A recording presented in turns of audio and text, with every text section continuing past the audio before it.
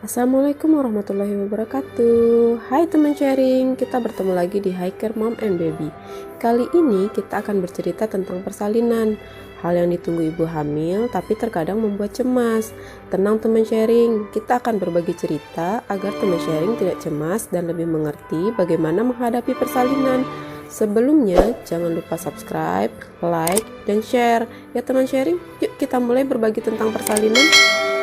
Pertama-tama yang harus teman sharing ketahui adalah tanda persalinan. Umumnya, teman sharing mengetahui bahwa nyeri pinggang dan keluar lendir di kemaluan adalah tanda persalinan.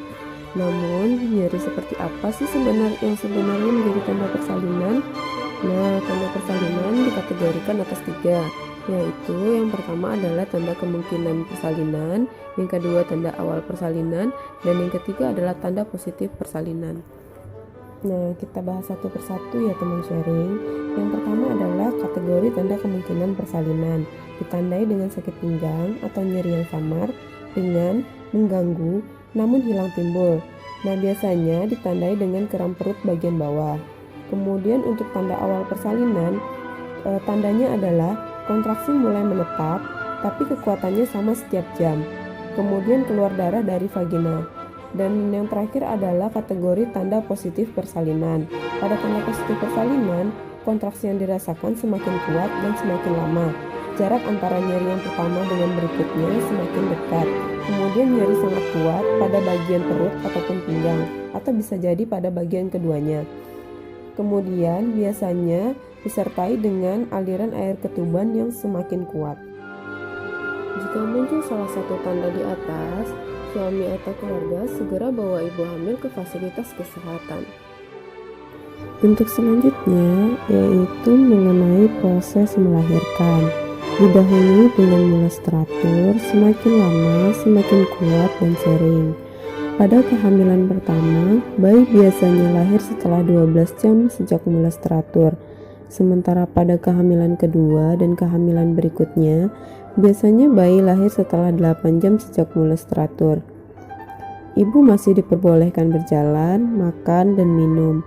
Selama proses melahirkan, sebaiknya ibu didampingi suami dan keluarga. Jika terasa sakit, tarik nafas panjang lewat hidung lalu keluarkan lewat mulut. Nah, jika terasa ingin buang air besar, segera beritahu bidan atau dokter.